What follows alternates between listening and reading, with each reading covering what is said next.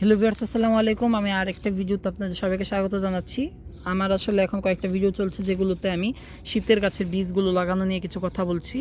এই যে দেখুন, এখানেও আমি ওয়েলডেন্ট মাটি নিয়েছি। আর একটা কথা, বীজ লাগালে কিন্তু ওই মাটিতে কখনোই খাবার দেওয়া যাবে না। নর্মাল মাটি বা গার্ডেন সয়েলের সঙ্গে বালি মিশিয়ে কিন্তু আপনারা ওই বীজগুলো লাগাবেন।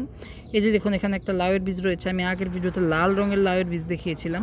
আর এই যে দেখুন, এটা হচ্ছে দেশি লাউয়ের বীজ, আমাদের লোকালি সংগ্রহ করা। আর এই হচ্ছে একটা ব্র্যান্ডেড বীজের প্যাকেট। এটা হচ্ছে গোল লাউ। এর থেকেও আমি বীজ লাগাবো, আবারও একটা বীজ লাগাবো এখানে। আসলে এক হাতে ফোন ধরে ভেতর থেকে বীজ বার করাটাও ঝামেলা। সত্যি কথা বলতে ভিডিও করাটা খুবই ঝামেলা। এই যে দেখুন, একটা বীজ বেরিয়েছে, আমি আরেকটা বার করে নেব। এই যে দেখুন, আমি দুইটা বীজ বার করে নিয়েছি। পার্থক্যটা আমি দেখাচ্ছি, দাঁড়ান। এই যে দেখুন, এই বীজটা দেখুন লাল, আর এই বীজটা দেখুন একদম নর্মাল। তো লাল বীজটা আমি এখানে লাগিয়ে দিচ্ছি। হ্যাঁ, আর এই যে এইদিকে চাল কুমড়া লাগাবো এই সাইডটাতে।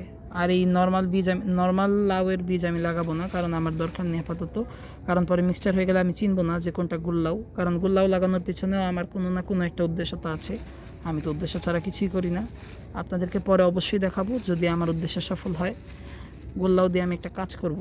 তো এই ছিল আমার গোল্লাউ লাগানি। আরেকটা কাজ করব এখানে আমি জানি না ঠিক এগুলো কিসের বীজ। এগুলো দেখে অনেকটা পাট শাকের বীজের মতন লাগছে, আবার অনেকটা পেঁয়াজের বীজের মতনও। গতবার পেঁয়াজের বীজ কিনেছিলাম, আমার জানা মতো এগুলো সব শেষ হয়ে গেছিলো। মা ভুল করে পাট শাকের বীজ মনে করে সেগুলো ফেলে দিয়েছিল। কিন্তু এখন দেখি এখানে বীজ রয়েছে। এগুলো কি পাট শাকের বীজ নাকি পেঁয়াজের বীজ আমি সঠিক বলতে পারছি না, তাই এখানে কয়েকটা ছিটিয়ে দিলাম। যদি পেঁয়াজ হয় তাহলে ভালো, না হলেও ভালো। ওই পাট শাকগুলো তুলে কোথাও লাগিয়ে দেবো। তো এই ছিল আমার আজকের ভিডিও। ধন্যবাদ সবাইকে। আসসালামু আলাইকুম।